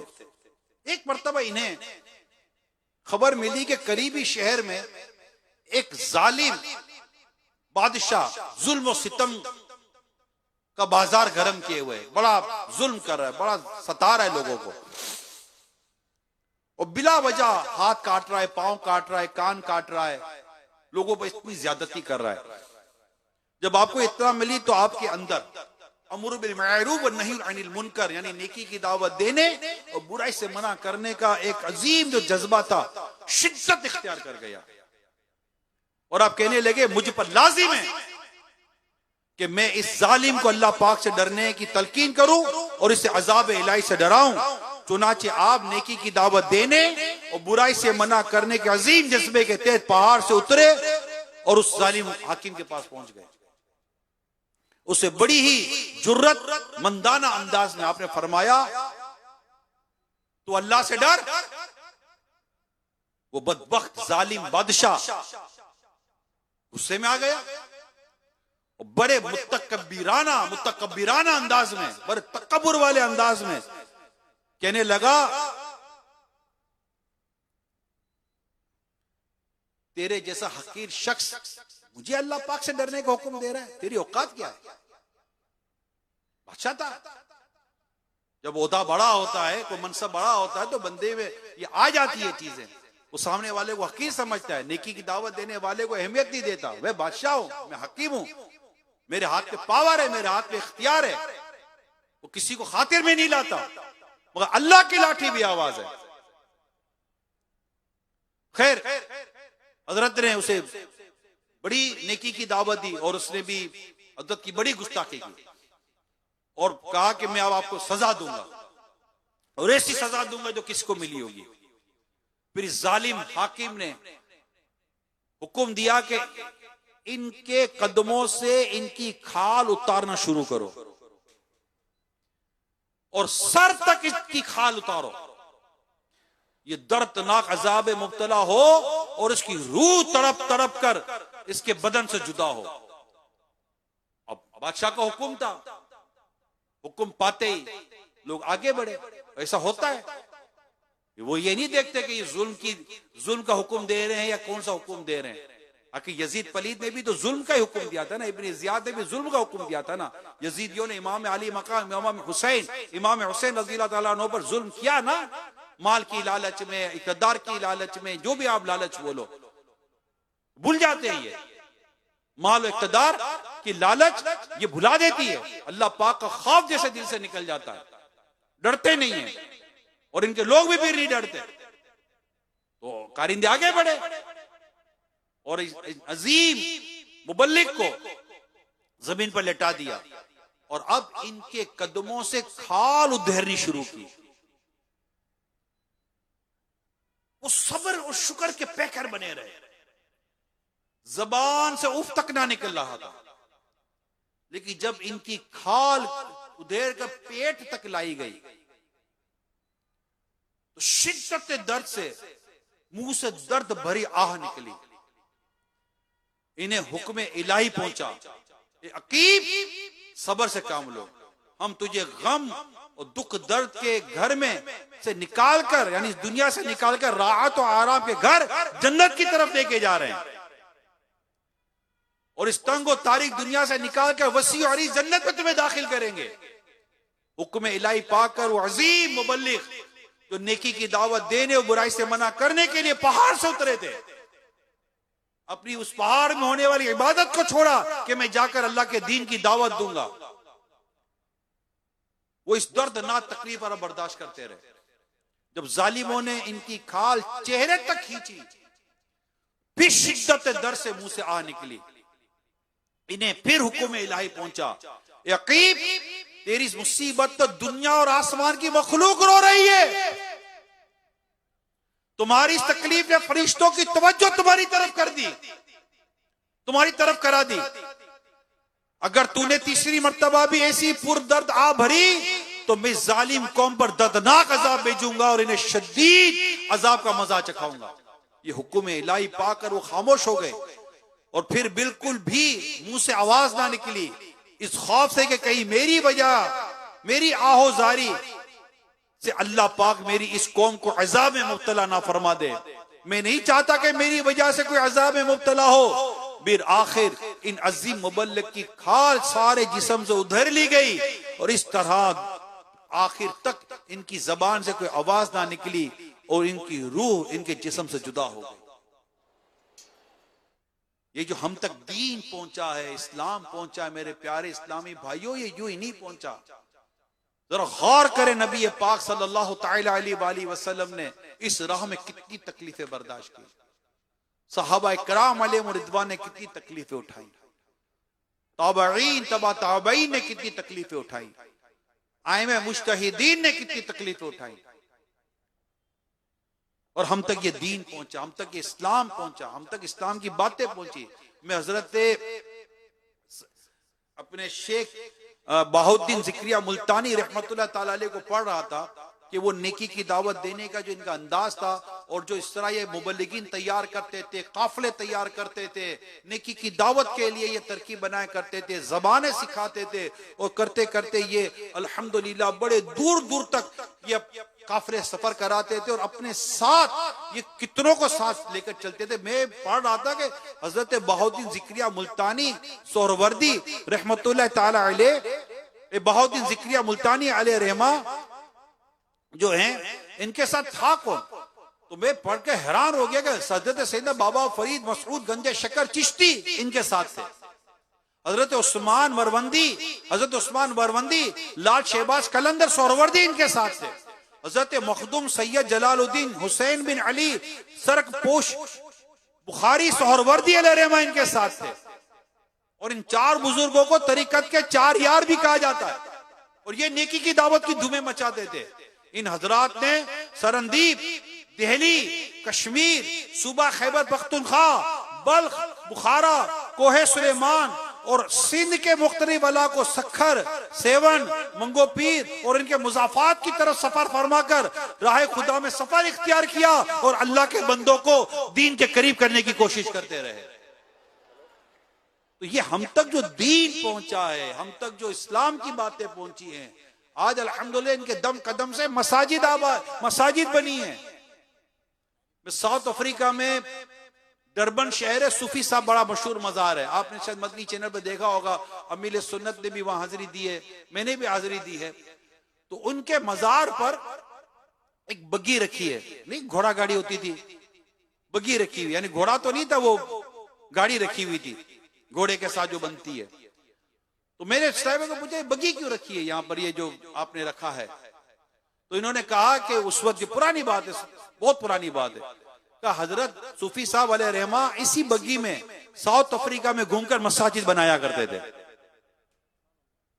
और कई मसाजिद सूफी साहब ने बनवाई हैं। अल्हम्दुलिल्लाह आज आशिका ने रसूल मसाजिद में नमाजें पढ़ते हैं, मुसलमान उस मस्जिद में नमाजें पढ़ते हैं, और आज इनकी मजार पर हाजिरियां दी जाती हैं। तो हम अपने ऊपर गौर करें, मस्जिद बनाना तो दूर की बात है मेरे प्यारे साहब भाइयों, कभी किसी एक बेनमाजी को नमाजी बनाया? माफी चाहता हूं अपने बाहर दोस्तों को, तो बेनमाजी को नमाजी बनाना भी चलो थोड़ा 2 कदम दूर कर दे, घर के अंदर बेटे को नमाजी बनाया? वालिद साहब अगर बेनमाजी हैं तो प्यार, मोहब्बत, शफकत, नरमी पांव दबाकर कभी वालिद साहब को नमाज के लिए तरकीब दिलाई? अम्मी के पांव पकड़कर, पांव चूमकर कभी अम्मी को नमाज की तरकीब दिलाई? बेटा बेनमाजी था तो कभी बेटे को नमाज की तरकीब दिलाई? यहाँ नमाज के लिए पूछता कौन है? नमाज के लिए पूछते तक नहीं है कि नमाज पढ़ी या नहीं पढ़ी, इबादत की या नहीं की। नहीं, वाकई में सही बता रहा हूं, बड़ा अजीब हाल है हमारा, हम नमाज तक में नहीं पूछते।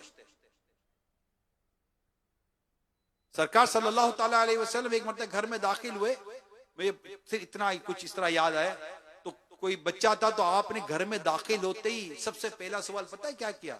बच्चे ने नमाज पढ़ ली? तो घर वालों ने कहा जी बच्चों ने नमाज पढ़ ली। आका दो जहां सल्लल्लाहु अलैहि वसल्लम ने पहला सवाल क्या किया? बच्चे ने नमाज पढ़ ली? कभी हमने पूछा मेरे बेटे ने नमाज पढ़ी? ट्यूशन का काम किया नहीं किया? स्कूल गया या नहीं गया? सोया पड़ा रहे, उठ, मार्केट में नहीं जाएगा, दुकान पे नहीं जाएगा, कमाएगा नहीं, भीख मांगेगा, और लाते मारकर, गुस्से मारकर, डांट डपट कर मार्केट की तरफ भेजो। अरे खुदा के बंदो, कभी बेटे को मस्जिद की तरफ भेजा? नहीं, करते नहीं हम। आज मौका मिल रहा है, माहे काफिला है, काफिला इज्तिमा है, आए दावत इस्लामी के इन काफिलों में सफर करें। 12 माह के लिए, 1 माह के लिए, 30 दिन के लिए, 1 माह के लिए काफिले में सफर करें, 3 दिन के लिए काफिलों में सफर करें, नेकी की दावत की धूमें मचाएं। हमारे काफिले ऐसे ऐसे शहरों में, ऐसी ऐसी जगहों पे गए जब मस्जिदों को ताले थे, अल्हम्दुलिल्लाह काफिले वालों ने मस्जिदों के ताले खोले।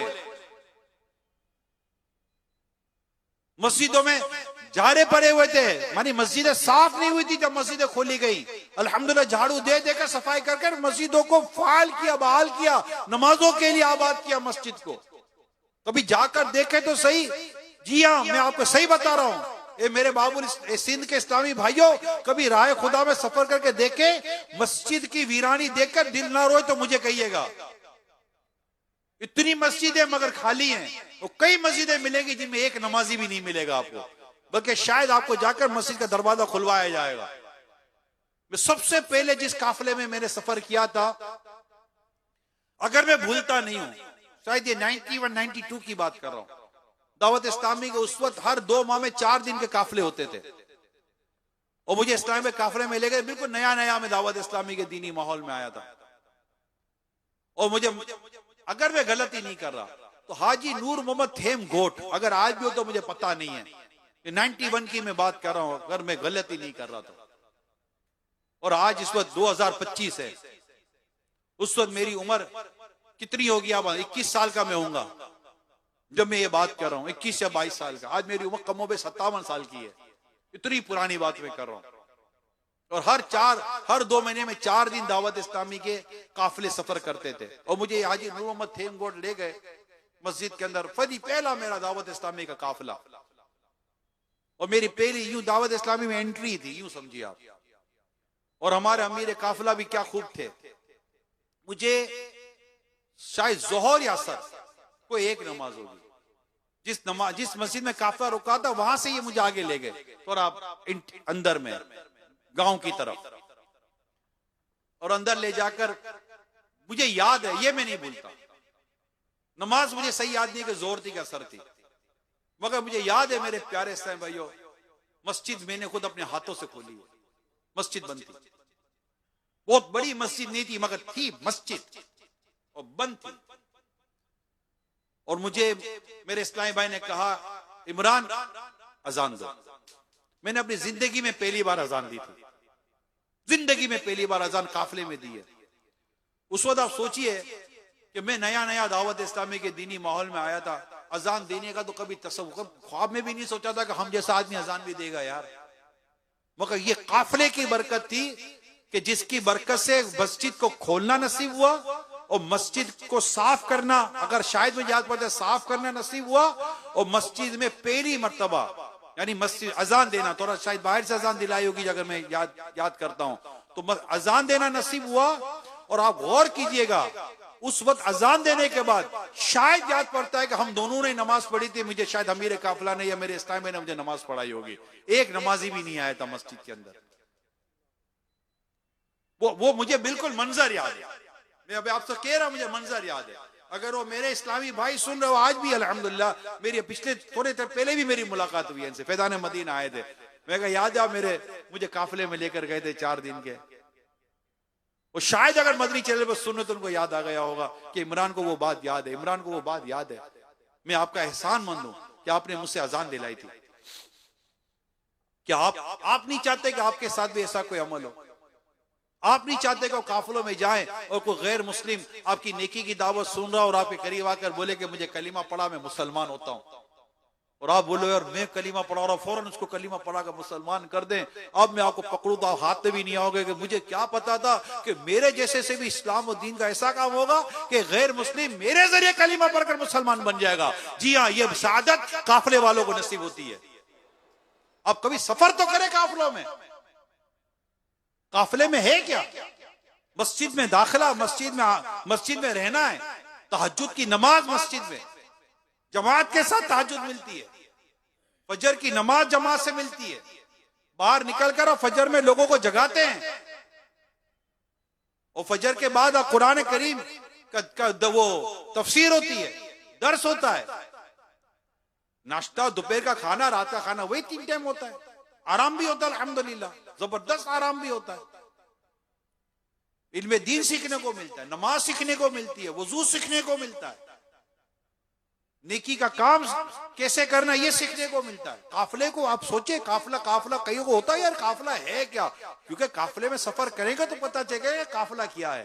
काफिला अपनी और सारी दुनिया की इस्लाह की कोशिश करने का बेहतरीन जरिया है कि वहां मुझे भी नेकी की तौफीक मिलती है, और मैं मस्जिद के बाहर निकलकर कई बेनमाजियों को मस्जिद में लाने में कामयाब हो जाता हूं। यही माहे काफिला मनाने का एक मकसद ये भी है कि जो काफिलों में सफर कर रहे हैं वो मजीद करें, बल्कि 12 माह दें, 1 साल के लिए वक्फे मदीना हो जाएं। मेरी जिंदगी का मकसद तेरे दीन की सरफराजी, मैं इसीलिए मुसलमान में, इसीलिए नमाजी। अल्हम्दुलिल्लाह इस माहे काफिला में बहुत बड़ी तादाद राय खुदा में सफर करेगी इंशाअल्लाह। इंशाअल्लाह यहां भी इज्तिमा हो रहा है। 9 तारीख को कराची फैजान मदीना में इज्तिमा है, 13 तारीख को इंशाअल्लाह फैसलाबाद में। ये तो मेरे बयानात की मैं बात कर रहा हूं, इसके अलावा दीगर अराकीन शूरा, दीगर जिम्मेदारान, दीगर मुबल्लिगीन के बयानात अलग हो रहे हैं। और अल्हम्दुलिल्लाह मेरी इत्तला के मुताबिक ट्रेनें निकल रही हैं, ट्रेनों की ट्रेनें निकल रही है 12 माह के लिए, 1 माह के लिए, 3 दिन के लिए, सफर ही सफर है। अरे इतने सारे आशिकान रसूल राय खुदा के मुसाफिर बने तो मुझे ये होगा मैं क्यों रह जाऊं यार, मैं खाली नोटे गिनती करते करते दुनिया से चला जाऊं कि मैं नेकियां भी जमा करूं, नोटे ही जमा करता रहूं। सेठ जी को फिक्र थी 21 10 कीजिए, मौत आ पहुंची, जनाब जान वापस कीजिए, फिर क्या होगा? तो ये जो कारोबार की जो एक बेजा किस्म की फिक्रें, दुनिया की फिक्रें, दोस्त अजीब व गरीब किस्म के बना कर रखे हैं, ये सारी चीजों ने हमें इस नेकी के काम से दूर किया, मस्जिद से दूर किया, तबलीग दीन से दूर किया, नेकी की दावत देने, बुराई से मना करने से दूर किया। ये इज्तिमात जो किए जाते हैं, ये माशाअल्लाह देखिए जो मैं देख रहा हूं अल्हम्दुलिल्लाह मुझे सरी सर नजर आ रहे हैं। इस तरह को तो जाहिर है कि मैं नहीं देख पा रहा हूं, सामने ही मुझे कुछ नजर आ रहा है, ये मंजर है। अब आप सोचिए थोड़ी देर के लिए बागे मुस्तफा मैदान में ग्राउंड में जमा होने वालों, हैदराबाद इज्तिमा में अगर हम सब सफर कर गए तो थोड़ी देर के लिए तसव्वुर करें, मैं कुछ सिंध की तरफ चला गया, कुछ पंजाब की तरफ चला गया, हो सकता है खैबर पख्तूनख्वा चला जाऊं, हो सकता है कोई बलोचिस्तान की तरफ अगर हो सके तो चला जाऊं, कराची चला जाऊं, कश्मीर चला जाऊं, हो सकता है गिलगित बल्तिस्तान भी चला जाऊं, पाकिस्तान में कहीं चला जाऊं। अगर मैं चला जाता हूं, किसी मस्जिद में जाता हूं, यार क्या मजा आएगा, कैसा होगा यार, मैं नमाजें पढ़ रहा हूँ, 5 नमाजें, वही मेरी नमाज दुरुस्त हो जाएगी, मेरा कुरान हो सकता है दुरुस्त हो जाए, मेरा वजू भी दुरुस्त हो जाए, मेरा गुस्ल भी दुरुस्त हो जाए, और पता नहीं यार ना जाने मैं कितने बेनमाजियों को नमाजी बना दूंगा, अल्लाह चाहेगा तो मैं कितनी नेकी की दावत आम करूंगा। मुझे सुन्नतें सीख, ये तो सुन्नतें सीखने सिखाने के काफिले ना, मुझे खाना खाने की सुन्नतें हो सकता है आ जाएं, मुझे सोने जागने की सुन्नतें आ जाएं, मैं मिसवाक की सुन्नत का आदी बन जाऊं, जाने मुझे किसी किसी सुन्नतें सीखने को मिलेंगी। अव्वाबिन की नमाज मैंने सुनी तो है कि कोई अव्वाबिन के नफल होते हैं, हाँ होते तो है, इतना सवाब होता है, 12 साल की इबादत का सवाब, ये इसका तरीका मगरिब के बाद किस तरह उसको पढ़ा जाता है। अवाबिन के नवाफिल मिलेंगे, इशराक चाश, ओहो इशराक चाश के नवाफिल भी मिलेंगे, तहज्जुद भी मिलेगी, वाह वाह वाह, फर्ज नमाजें पढ़ूंगा, सुन्नतें पढ़ूंगा, सुन्नतें पहले और बाद की सुन्नतें पढ़ूंगा, दर्स व बयान हो रहा होगा, और मस्जिद होगी, मैं हूँगा, अल्लाह का घर होगा, नेकी की दावत होगी, मैं ये कर सकता हूँ। जी हम कर सकते हैं, काफिलों में सफर तो करो। अब सोचिए जितने इस वक्त आशिका ने रसूल मुझे मैदान में जमा नजर आ रहे हैं, जो मुझे नजर आ रहे हैं मदनी चैनल पर, तो एक अलग ही मंजर होगा इसका, नजर आ रहे हैं। क्या आपको नहीं लगता कि मुझे सफर करना चाहिए? आपको नहीं लगना, अगर नहीं लगता तो लगना तो चाहिए, या सफर करना चाहिए। मैं एक नेकी की दावत वाले मकाम पर था, एक घर के अंदर बैठे थे, नेकी की दावत का सिलसिला था, तो मैंने कुछ नेकी की दावत दी, तो एक साहब ने कहा कि can I ask you some question. मैं कहा जी, मतलब मैं क्या आपसे कुछ सवाल कर सकता हूँ? मैं कहा बिल्कुल करें। कहे ये एक बात बताओ, इतनी नेकी की दावत आप लोग देते हैं, नमाजों की दावत देते हैं, मस्जिद बनाते हो, सब कुछ करते हो आप, देखिए ये लोग गुनाह क्यों नहीं छोड़ रहे भाई, बुराइयां क्यों नहीं छोड़ रहे? अच्छा उनका ताल्लुक भी कानून नाफिज करने वाले इदारे से था, मैं इनकी पूरी आपको डेजिग्नेशन नहीं बताता, अथॉरिटी थी वो। तो ये लोग गुनाह क्यों नहीं छोड़ते, क्राइम क्यों नहीं छोड़ रहे, इतने लोग पकड़े जाते हैं, इतना ये करते वो करते हैं। मैंने कहा देखें, अब मैं जवाब दे रहा हूँ, अल्लाह करे आप समझ लें। बोले जी कहिए। कब बिल्कुल कौन बोलेगा कि बुराइयां नहीं है? बिल्कुल बुराइयां हैं, मैं आपको डिनाई नहीं कर सकता बुराइयां नहीं है, बिल्कुल बुराइयां हैं। लेकिन मैं आपसे एक सवाल करूं, जी कहिए। देखो आप कह रहे हैं कि इतनी नेकी की दावत हो रही है और इतनी बुराइयां हैं, मुझे एक बात बता दे, अगर ये नेकी की दावत जो हो रही है और जितना बुराई से मना किया जा रहा है, अगर ये भी अल्लाह ना करे ना होता तो बुराइयां कितनी हो रही होती? बोला हाँ ये तो है।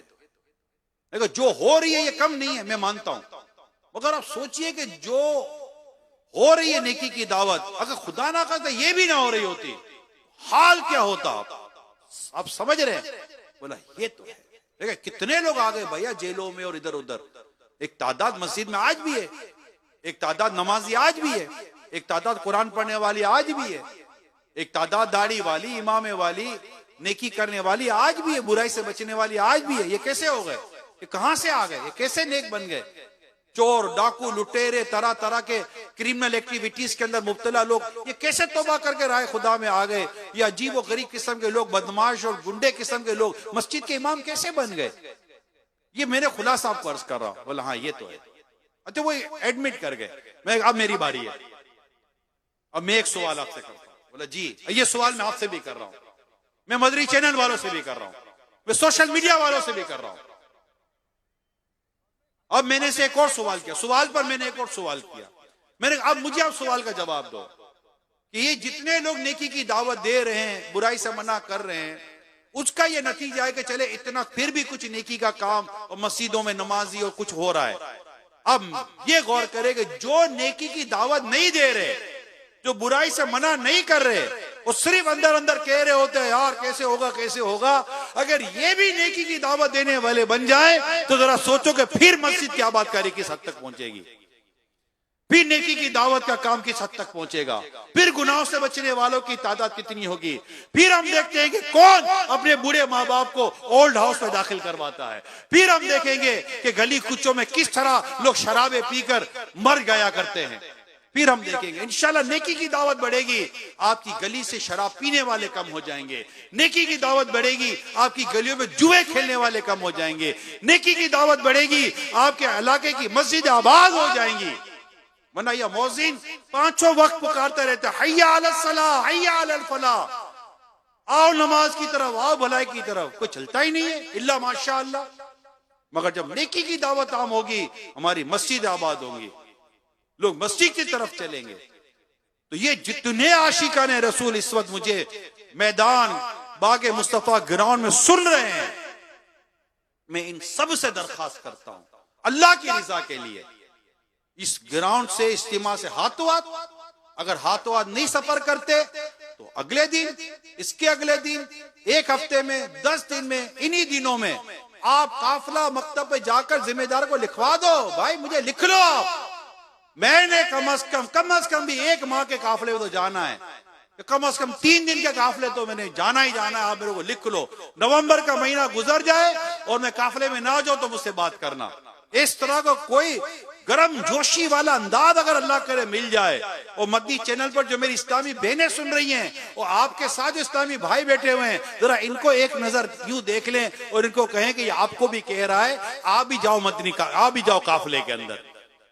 ये इस्लामी बहनें को तो काफिले नहीं है, मगर थोड़ा माँ अपने बेटे को देख ले, बीवी थोड़ा अपने शोर को देख ले, बहन अपने भाई को देख ले, जरा देख ले और कह दे सीखने सुन्नतें काफिले में चलो, सुन्नते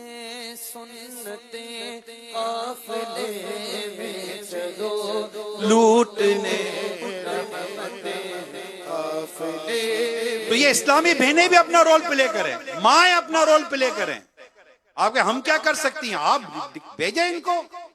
एक दफा ये मुझे इस्लामी भाई ने बताया था, ये इस्लामी बहनों के लिए मैं बयान कर रहा हूं।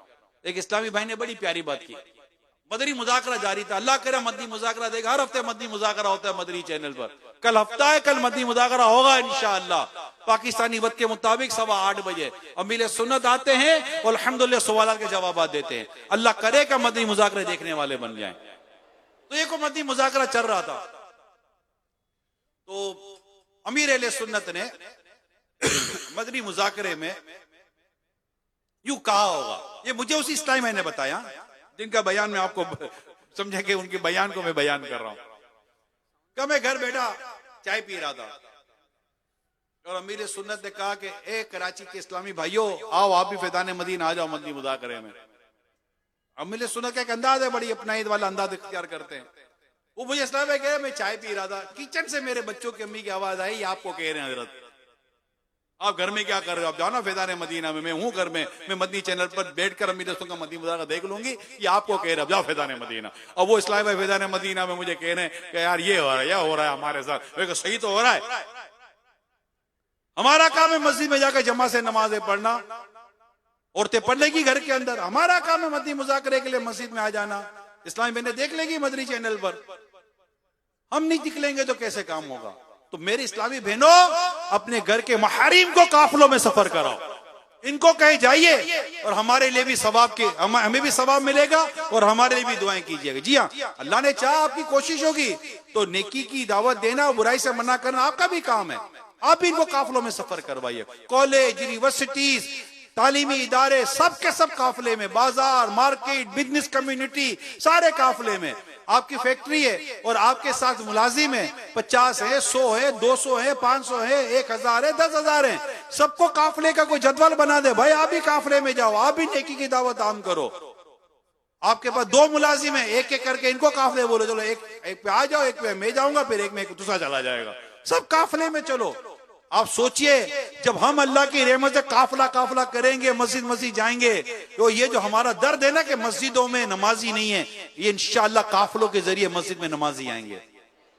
काफलों के जरिए गुनाह दम तोड़ेंगे और नेकियों का बोलबाला होगा, नेकी आगे बढ़ेंगी। अल्लाह करे दिल में उतर जाए मेरी बात। अल्लाह करे कि हम सब काफलों के मुसाफिर बन जाएं। अल्लाह करे कि हम दुनिया की मोहब्बत से जान हमारी छूट जाए और काफला ये आखिरत की तैयारी कराता है, काफला ये कब्र की तैयारी कराता है, काफला हमें अल्लाह पाक का कुर्ब अता करता है, काफले से इश्क रसूल में इजाफा होता है, काफले से मोहब्बत सहाबा बढ़ती है, काफले से अल्हम्दुलिल्लाह औलिया किराम की मोहब्बत बढ़ती है। जब काफले में सफर करेंगे तो खातमुन नबीयीन रहमतुल आलमीन ने जिस तरह नेकी की दावत आम की, इसका एहसास हो सकता है कि हमें नसीब होना शुरू हो जाए। सहाबा किराम की मोहब्बत बढ़ेगी कि सहाबा किराम ने कैसे नेकी की दावत उस दौर में आम की होगी, इंशाअल्लाह। और फिर अकीदे और नजरियात की मजबूती काफले में ये याद करवाया जाएगा इंशाअल्लाह।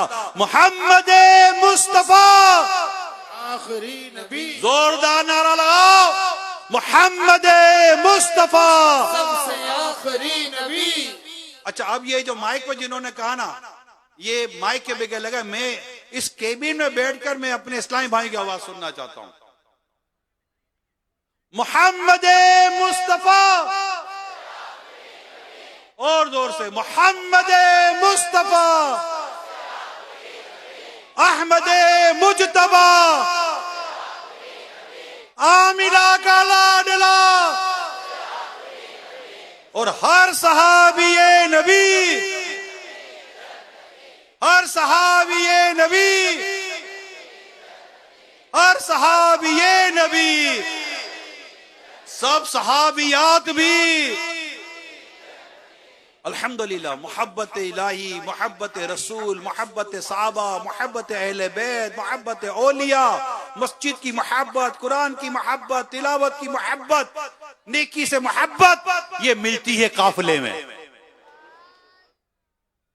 तो सब के सब फोन पर बात हो या मुलाकात हो, फोन पर बात हो या मुलाकात हो, सबसे कहते रहे काफले में चलो, काफिले में चलो, काफिले में चलो, काफिले में चलो, काफिले में चलो। इंशाअल्लाह काफले में जाएंगे। अपने इलाके में भी जहां आप रहते हैं वहां भी मस्जिद आबाद करें।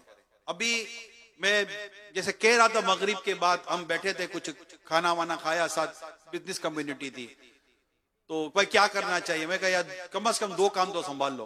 वो क्या, अजान का जवाब देंगे। अब इसके लिए क्या, कहां जाना है, अजान का जवाब दें। मोजिन जो अजान देता है उसके कलिमात को दोहराएं। मर्द को 2 लाख नेकियां मिलती हैं, औरत को 1 लाख नेकी मिलती है। 15 कलिमात हैं अजान के, हर अजान पर 30 लाख नेकियां। फजर की अजान का जवाब दो, 34 लाख नेकियां। लेकिन इसमें कोई प्रॉब्लम नहीं, कोई प्रॉब्लम नहीं है, क्यों नहीं दे रहे अजान का जवाब। मोजिन हमारा तो आशिक रसूल की तो क्या बात है, दरूद पाक पढ़ते हैं, फिर ऐलान भी करते हैं कि गुफ्तगू काम काज रोक कर अजान का जवाब दीजिए, ढेरों नहीं क्या कमाई। हमको तो पहले ही अलर्ट कर देते हैं, फिर अजान का जवाब देना है आपको, अजान का जवाब दे। फिर और क्या करें, मैं क्या मस्जिद आबाद करें, कैसे करें, खुद भी मस्जिद में जाए, दूसरों को लेकर जाए। ये आप जितने भी इस्लामी भाई मुझे इस वक्त ग्राउंड में सुन रहे हैं, क्या हम ये काम भी नहीं कर सकते? काफले में तो चले, आप कल जाएंगे, परसों जाएंगे, 1 हफ्ते के बाद जाएंगे, 10 दिन के बाद जाएंगे, हाथों आ जाएंगे, जब भी जाएंगे काफले से वापस भी तो आएंगे। क्या ये काम आप अपने महल्ले में, आपकी मार्केट में, आपके बाजार में नहीं कर सकते? सिर्फ ये काम अगर को संभाल लेना, मस्जिद की आबादकारी, अल्लाह पाक के घर को आबाद करूंगा मैं खुद भी मस्जिद जाऊंगा और कम से कम एक बेनमाजी को हाथ पकड़ के मस्जिद में ले जाऊंगा, नेकी की दावत देकर चलोगे। डांट के नहीं, चलता है कि नहीं, ये नहीं, नमाज के लिए चलिए, नमाज का टाइम हो गया, आइए नमाज पढ़ते हैं, अल्लाह पाक आपके रिस्क में बरकत है। आप जा रहे हैं मार्केट से जा रहे हैं, नमाज की दावत देते हो या चले ना नमाज पढ़ने, अल्लाह आपके रिस्क में बरकत है, अल्लाह आपको सेहत अता करे। ये दुआएं देते देते लेके जाए। कोई बोलेगा पहुंचो मैं आ रहा हूं, आप पहुंच जाइए। आपने नेकी की दावत तो दी। हजरत मूसा अलैहिस्सलाम ने क्या प्यारी, हजरत मूसा अलैहिस्सलाम के ताल्लुक से बड़ी प्यारी बात पढ़ी कि आपने अपने रब की बारगाह में अर्ज की, या रब करीम, तेरा जो बंदा तेरे बंदे को भलाई की दावत है, बुराई से मना करे, तेरी बारगाह में से क्या अजर है? तो अल्लाह पाक इरशाद फरमाते हैं, मूसा मैं उसे हर कलीमे पर 1 साल की इबादत का सवाब देता हूं और उसे जहन्नम की सजा देने में मुझे हया आती है। हमें चाहिए कि हम नेकी की दावत की धूमें मचाएं और नेकी की दावत आम करें ताकि अल्लाह पाक की रहमत हमें मिले और हम अल्लाह पाक के दीन को फैलाएं। और जो बुराइयां आम हो रही हैं उस बुराइयों को खत्म करने में हम अपना हिस्सा मिलाएं। अल्लाह ने चाहा तो ये अमल हमें मजीद बरकतें देगा। इस अमल से अल्लाह ने चाहा तो हमारी दुनिया और आखिरत दोनों संवरेगी। अल्लाह ने चाहा तो हमारी दुआएं कबूल होंगी। अल्लाह ने चाहा तो खूब राहतें नसीब होंगी इंशाअल्लाह इंशाअल्लाह। तो आप नियत करें कि इंशाअल्लाह हम नेकी की दावत देंगे, बुराई से मना करेंगे और खूब दावत इस्लामी के काफिलों में सफर करेंगे, तबलीग दीन करेंगे और जो नमाज नहीं पढ़ते इनको नमाज की दावत देंगे, जो दीगर बुराई में मुब्तला हैं इनको बुराई से बचाने की कोशिश करेंगे। इंशाअल्लाह ताला इसकी बरकतें आप भी देखेंगे। और अगर अल्लाह ना करे हमने बावजूद कुदरत के नेकी की दावत ना दी, बुराई से मना ना किया और हम वही गैर या शेख अपनी अपनी देख इस तरह की अगर अल्लाह ना करे हम उसमें रहे, तो ये बात हरगिज प्यारे इस्लाम भाइयों दुरुस्त ना होगी। कि मैं आए आपको इस पर भी एक हदीस सुनाता हूँ, ये हदीस सुनिए और गौर कीजिए कि प्यारे आका सल्लल्लाहु अलैहि वसल्लम ने क्या कुछ इरशाद फरमाया। नबी पाक सल्लल्लाहु अलैहि वसल्लम ने इरशाद फरमाया, तुम जरूर नेकी का हुक्म दोगे और बुराई से मना करोगे कि अल्लाह पाक तुम ही में से बुरे लोगों को मुसल्लत कर देगा। फिर तुम्हारे नेक लोग दुआ करेंगे और वो दुआ कबूल नहीं की जाएगी। एक और हदीस सुनिए, प्यारे आका सल्लल्लाहु ताला अलैहि वसल्लम ने इरशाद फरमाया, जो शख्स किसी मकाम पर खड़े होकर हक बात कह सकता है तो उसके लिए दुरुस्त नहीं कि हक बात ना कहे, क्योंकि हक बात कहना इसकी मौत को मुकद्दम कर सकता है, न इसके लिखे हुए रिश्ते से महरूम कर सकता है। नबी पाक सल्लल्लाहु अलैहि वसल्लम ने फरमाया, जब जमीन में गुनाह किया जाए तो जो वहां मौजूद है मगर उससे बुरा जानता है वो उसकी मिसल है जो वहां नहीं है, और जो वहां नहीं है मगर उस पर राजी है वो इसकी मिसल है जो वहां पर है। अल्लाह पाक हम सबको नेकी की दावत देने और बुराई से मना करने की तौफीक अता फरमाए। दावत इस्लामी के हफ्तावार सुन्नो तोबर इज्तिमा में शिरकत की नीयत कर लीजिए तो क्या बात है, क्या बात है। ए 12वीं वाले से मोहब्बत करने वालों, ए प्यारे आका से मोहब्बत करने वालों, ए मदीने से मोहब्बत करने वालों, ए मदीने के दीवानों, ए मदीने के परवानों, आओ तुम्हें मुस्तफा करीम सल्लल्लाहु अलैहि वसल्लम की 12वीं का वास्ता देकर मैं कहता हूं, अल्लाह करे कि आज आप अपने दिल में सच्ची पक्की नीयत कर लें कि मैं इंशाल्लाह आज से 12 हफ्तावार इज्तिमा में जरूर शिरकत करूंगा। 12 हफ्तावार इज्तिमा, जुमेरात को हफ्तावार दावत इस्लामी के होते हैं, काफिले में होंगे वहां भी इज्तिमा मिलेगा, काफिले में नहीं होंगे वहां तब भी इज्तिमा मिलेगा। 12 इज्तिमा 12वीं वाले आका सल्लल्लाहु अलैहि वसल्लम की 12वीं के सदके में। अल्लाह करे कि ये 12 हफ्तावार इज्तिमा में हम शिरकत कर लें। कुरान करीम दुरुस्त करने के लिए मदरसतुल मदीना बालिगान में शिरकत करें, अपना कुरान दुरुस्त करें। इंशाअल्लाह ताला दुनिया और आखिरत की भलाइयां नसीब होंगी। और मदरी चैनल देखते रहो यार, गुनाह भरे प्रोग्राम बंद कर दो अपने घरों से, अपनी और अपनी नस्लों पर एहसान करो, अपने नस्लों पर एहसान करो, अपने घर वालों पर एहसान करो, मेहरबानी करो, गुनाह भरे चैनल बंद कर दीजिए, सिर्फ मदनी चैनल की तरफ अपनी तवज्जो रखिए। इंशाअल्लाह घर सुन्नतों का गहवारा बनेगा, अमन का गहवारा बनेगा, हमारी नस्लें बच जाएंगी। दावत इस्लामी का सोशल मीडिया है, उसके साथ वाबस्ता रहेंगे जो सोशल मीडिया इस्तेमाल करते हैं। नेकी की दावत आप तक पहुंचती रहेगी और उसको भी वायरल करते रहें कि दावत इस्लामी की पोस्ट और वीडियो, अमीर सुन्नत का पेज है, आम करें। इंशाअल्लाह ये भी नेकी की दावत का बेहतरीन जरिया है। अल्लाह करीम हम सबको अमल करने की तौफीक अता फरमाए, आमीन। बिजाई खातमी नबीयीन सल्लल्लाहु ताला अलैहि वसल्लम, सल्लू अलल हबीब सल्लल्लाहु ताला अला मुहम्मद। मेरे मोहतरम इस्लामी भाइयों और मेरे मदन